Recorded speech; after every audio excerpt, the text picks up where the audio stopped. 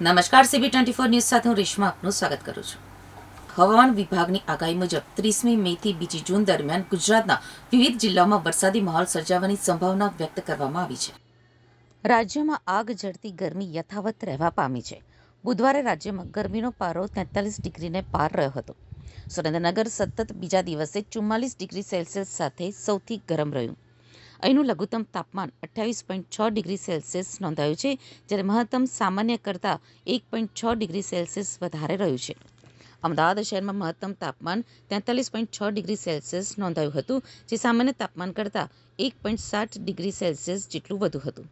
જ્યારે ત્યાંનું લઘુત્તમ તાપમાન 28.9 ડિગ્રી સેલ્સિયસ રહ્યું હતું, જે સામાન્ય કરતાં 0.7 ડિગ્રી સેલ્સિયસ વધુ હતું.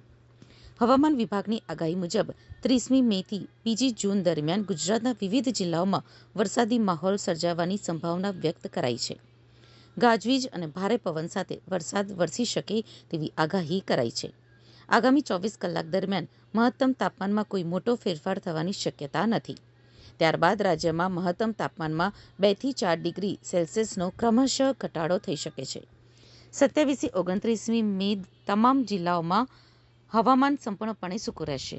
30મી મે ઉત્તર ગુજરાતના બનાસકાંઠા, પાટણ, સાબરકાંઠા, અરવલ્લી અને મહીસાગર જિલ્લાઓમાં તેમજ કચ્છમાં છૂટાછવાયા સ્થળોએ ગાજવીજ અને 40થી 50 કિલોમીટર કલાકની ઝડપે ફૂંકાતા પવન સાથે હળવાથી મધ્યમ વરસાદ પડી શકે છે.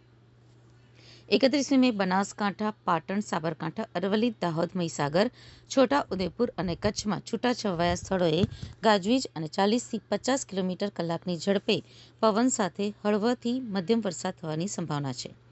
તો 1 જૂન પાટણ, બનાસકાંઠા, સાબરકાંઠા, અરવલ્લી, પંચમહાલ, દાહોદ, મહીસાગર, વડોદરા, છોટા ઉદેપુર, નર્મદા તેમજ સૌરાષ્ટ્રના અમરેલી અને ભાવનગર જિલ્લાઓમાં વાવાઝોડું અને ગાજવીજ સાથે હળવેથી મધ્યમ વરસાદ પડી શકે છે.